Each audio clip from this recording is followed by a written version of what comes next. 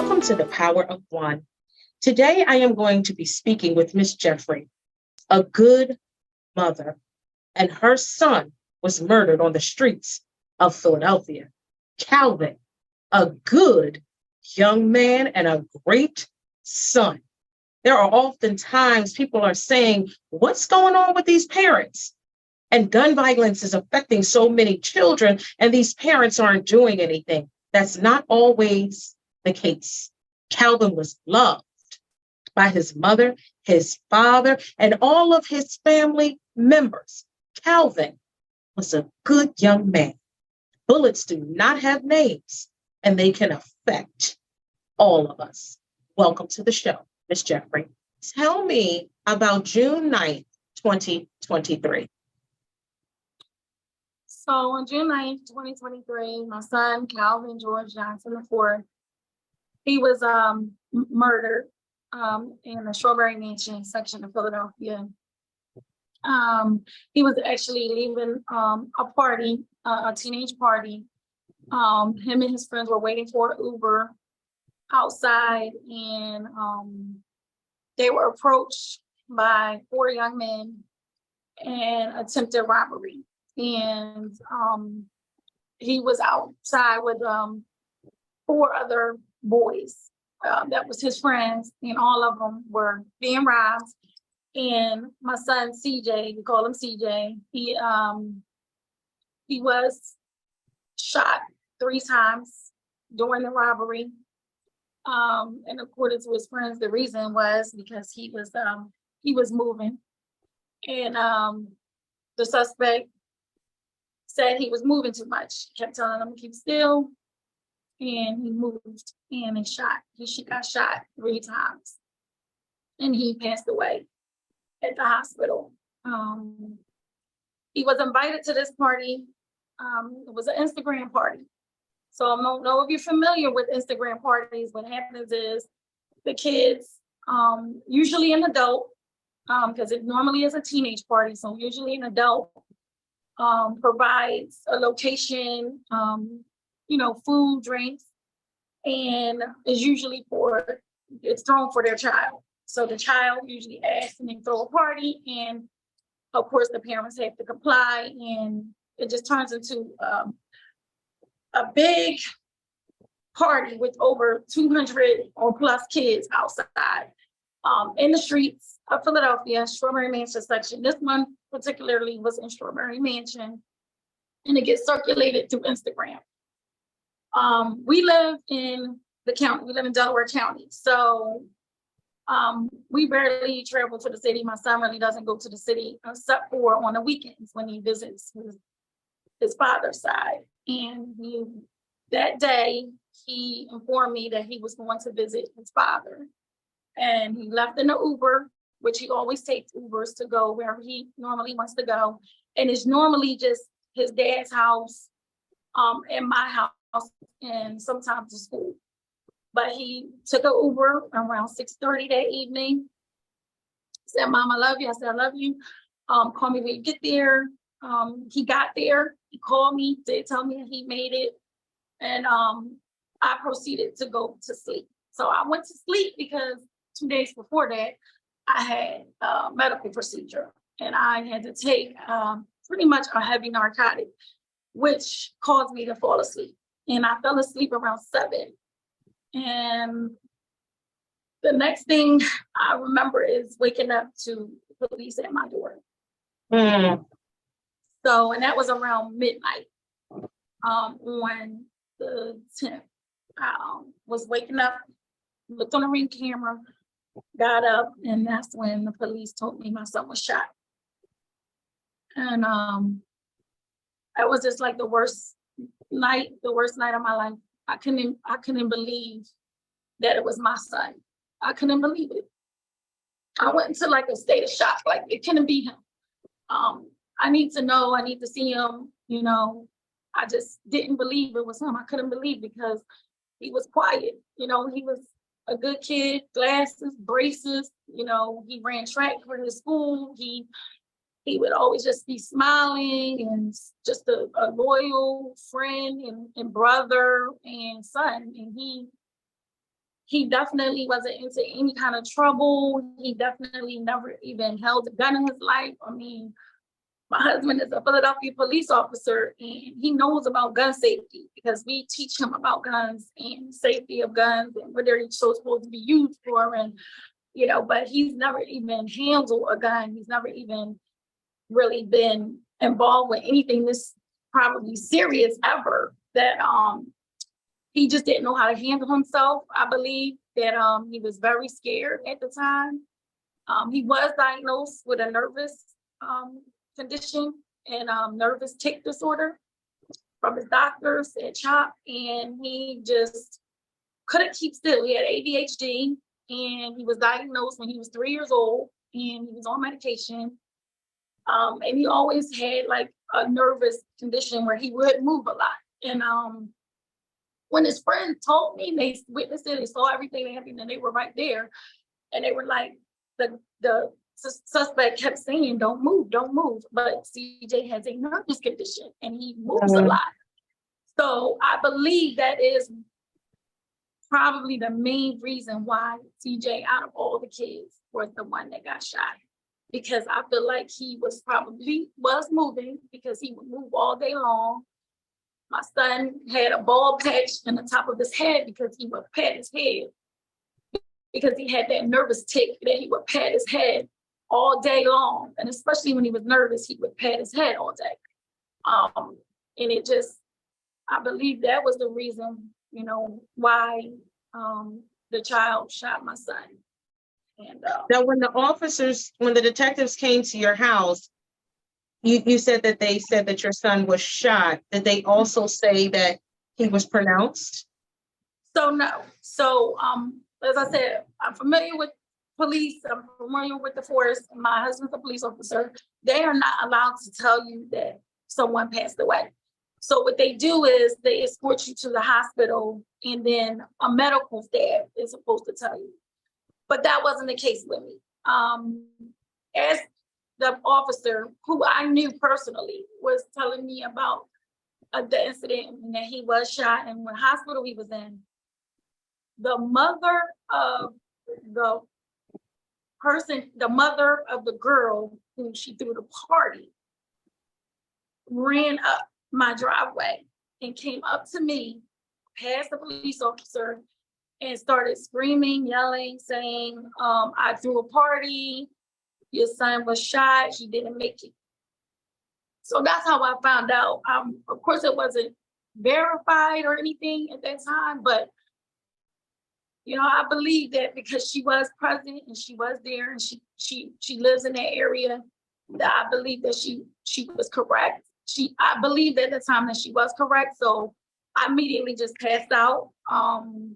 I just was on the ground. Next thing I know, the cop was picking me up. A few of my friends came over because I called them immediately, to tell them to go to the hospital because they live in that area, to get some updates, because I don't live close by. I live about, I would say 40 minutes from Temple University Hospital. That's where he was taken to by a police officer, by the way, which I do appreciate because the police was the first one on the scene. They picked him up and put him in a car, and they are the ones that transported him to the Temple University Hospital. Now, did the mother know you? How did she know, like, where you lived, or? So I don't know this person at all. I don't know her. I don't know her daughter. She knew where I lived. The reason why I knew where she knew where I lived, because she is the one that told the police officer on the scene that I personally know. She told him where I lived and also where his father lived. So they went to the father's house first. Okay. And then they came to my house after they didn't get an answer. So she is the one that told the police officers my name, my address, the father's name, the father's address, and Calvin's name, CJ's name. Because he didn't have an ID on him. He's 16, doesn't carry an ID, didn't have a book bag, nothing with him. But she informed the police who he was. And I never met her. I don't know her. I actually don't know anyone in that area at all. And I believe that one of the two things occurred. Either she got the information from one of his friends that could possibly have told her after the incident, or she may have been in contact with her daughter because they were the same age, and I believe that they personally knew each other, whether it be through one of his friends or him personally, because there's no way she could have known all of the information that she did know. And yeah, because she's the one that actually told them who he was, where we lived at, and how to get in contact with us. Because the cell phone was left at the scene, but it was locked. So there's no way of knowing, who my son was, his parents, or anything like that. Because once again, he did sneak out. He did go to this party, and they did inform him, like the parent that threw the party, the event, informed the cops who we were. So, and you said he snuck out to go to a party. And if we're gonna keep it real, Mom, we all did things as teenagers. That's nothing bad. And I said to my husband when we had children, we have 2 boys, and I said to my husband, I hope they do things that they can bounce back from. You know what I mean? Because sometimes you do things but I mean, I grew up in a Christian household, went to church every Sunday, but I said, look, Mom, I'm going to ride my bike around the block. I'm West Oak Lane. I'm up Mount Airy somewhere. You know what I mean? Talking to some boys with one of my good friends. We all did some things that we had no business doing. Tell me something. I'm sure you're on social media. Yeah. Do you see on social media where they say, like, these parents should be held accountable with all this gun violence and all of this stuff? Have you come across that? Has that hurt you? Have you taken that personally? Because I know you and Dad were great parents to your son. Yeah, so yes, I have seen posts. It was actually a post on one of the popular sites that they posted a reward on my behalf, because it's essential to get the information out there so we can catch, the suspects. But they posted it, and it was a lot of comments underneath saying things like, why are the parents know where their child is? Why are they outside knowing the climate of the city? They need to communicate better. That right there hurt. Like, that really hurt me, because the pride that I take in knowing that I worked hard to move my kids into a safe neighborhood environment, me working hard, his dad working hard to keep him in busy in activities and a good school system. That hurt. Like a kid, like, you can't tell a parent that just lost a child that they should have known where they were at, especially because there are multiple factors that were involved that night that took place to where the circumstances were different than any of the circumstances where I was on medication that made me have fall asleep at a certain time that normally I'm not asleep. My son also usually carries a book bag with him. I have an Apple AirTag on him, on his book bag, and he left the book bag in the house that day. Actually, he took the book bag with him, but when he got to his father's house, he left the book bag in the house. So I knew his location up until when he went to visit his family. And that was one of the circumstances that led to him being able to leave without us knowing exactly where he was at. He didn't share his location. The peer pressure, I believe, is what caused him to really want to go out that night.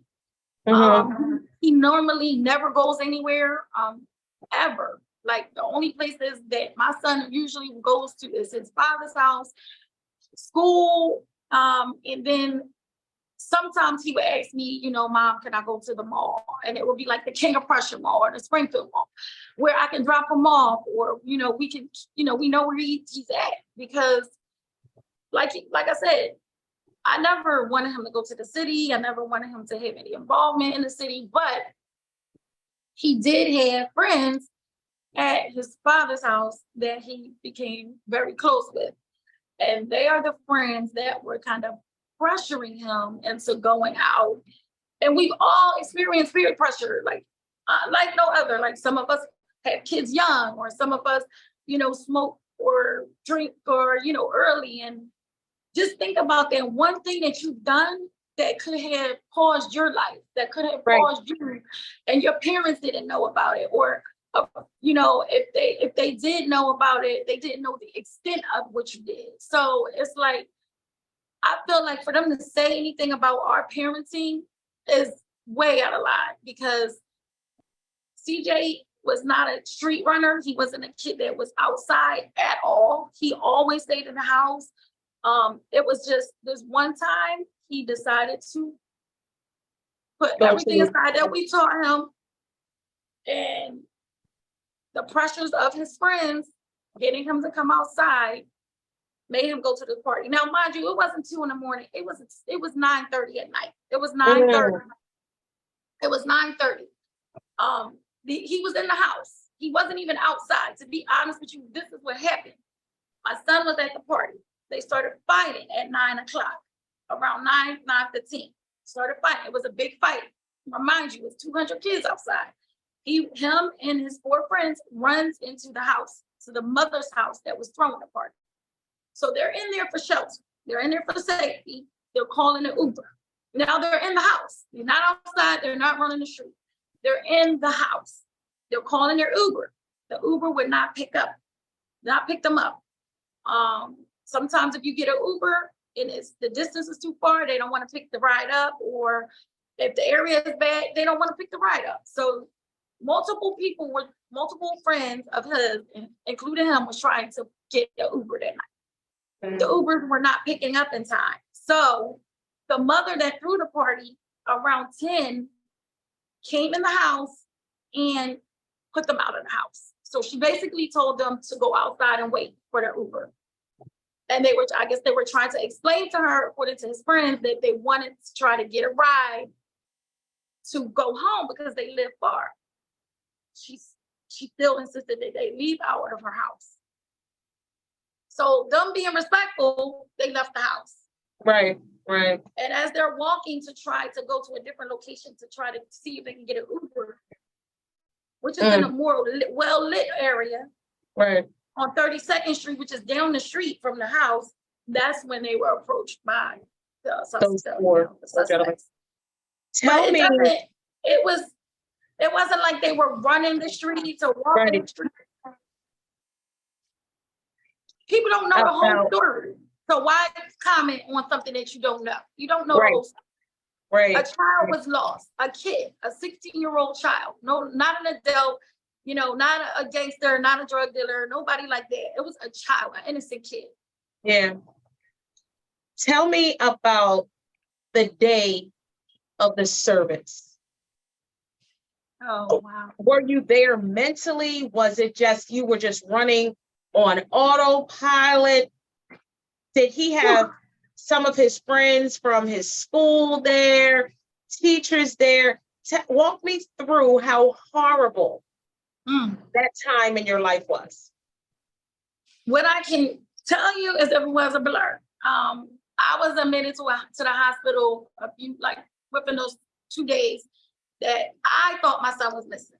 I had a small mental break, and I had to be put on medication in the hospital. And I just couldn't deal with the fact that he was actually gone.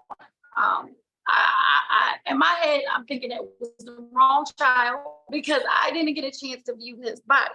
I never saw the body. He was taken to the hospital. His father and his older sister, ID'd him. By the time I got down there, they had already sent his body to the medical examiners. So I didn't even get a chance. I went to the medical examiner's office on Broad, and they told me they were closed. So all weekend, I'm looking for my son. Like, I'm still looking for him. I'm talking to my family. I'm asking them, please help me go out and find him. You know, they must be wrong. They must have another child. And I couldn't stop crying, and I couldn't stop shaking. So I went in on the hospital, and I was admitted. And by the time I got out, maybe a day, I still couldn't believe it. Like, it took me almost a week to plan his funeral. His funeral wasn't until the 24th of June, because I just could not plan a funeral for my son. I couldn't get the nerve to do that. So it took me about maybe 4 to 5 days to even start planning his funeral. And that day was very, very, very hard for all of us. It was hard for me and his older siblings, and it just was. His dad was very, very distraught. He had over 600 people at his funeral. Wow. It was over 600 people at CJ's funeral. He went to a range of schools.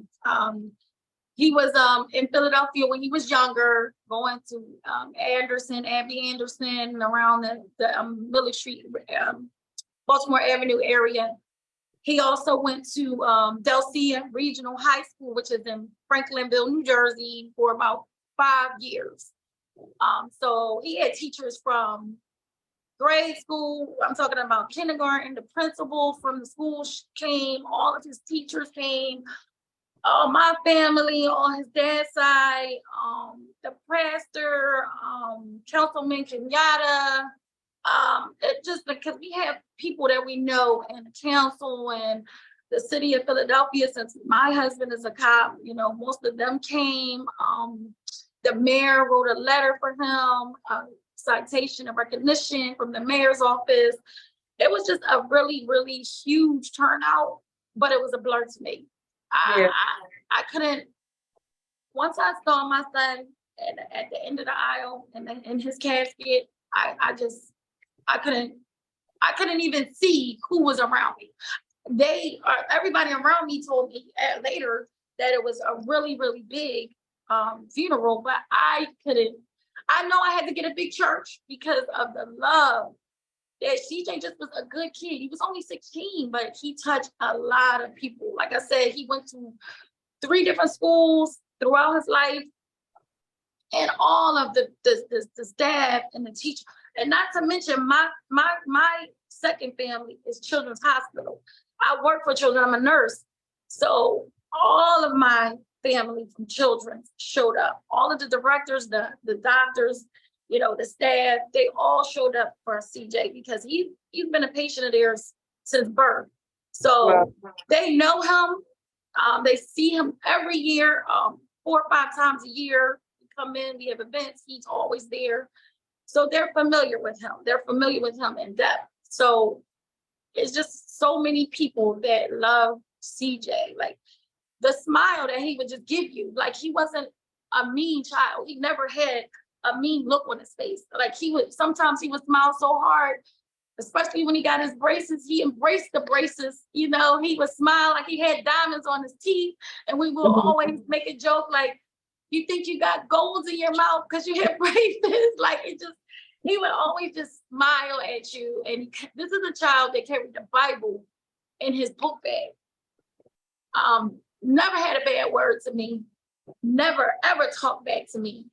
Never one word to me that was foul or rude or disrespectful. It was always yes and okay, and just always helping me out with this little sister, and has a 5-year-old sister, and he just was a great kid. So for this to happen to him, it just baffles my mind, like, especially because he never went anywhere. This is the first party he's ever been to, besides my family and his dad's family birthday party, you know. But this is his first teenage party. That's horrible.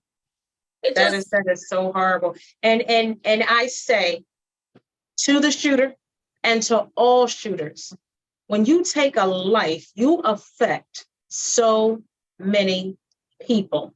So I am asking all of the shooters to please put the guns down. You are affecting mothers, fathers, grandmothers, grandfathers, and families as a whole. It is time to put the guns down. No 16-year-old or no one for that matter should be losing Right. their to gun violence. We're asking you to put the guns down. Mom, my condolences to you and your family, and I thank you so much for sharing your story. Thank you. Thank you so much. And I want to just say thank you to everybody involved that is trying to help us out. Between the DA and everybody, the cops and the detectives, I really appreciate all the hard work that everybody is doing to help get justice for my son. I have a hashtag justice for CJ, as capital C, capital J. And he has candlelight on one of the pages for Philadelphia gun violence page, and I just ask everybody to go on there, light a candle for my son, pray for our family and his siblings, because he does have a 5-year-old sister that's small, and I'm trying to tell her about him and make sure we keep his memory alive, and that you just turn yourself in, just try to get peace for everybody, your family, his family. Turn yourself in and just stand up. Because CJ, you wouldn't have done this if you hadn't known my son. If you hadn't known who he was and the person he was, you would have never ever took his life. So I just want to say thank you to Melanie for all your help, because you've been calling me and staying on the phone with me for tremendous amounts of time, and you've just been a great support, and I thank you so much. You're welcome. Thank you so much for joining me today. I ask that you watched what you put on social media. All parents are not bad, and all children are not bad. We told some lies to our parents. We all did it when we were young, but that did not make us bad. There are many, many co-homicide survivors who are hurting, and they see things on social media that hurts them. They are good parents. Please watch what you say. The power of your tongue can cause great harm. Peace and love.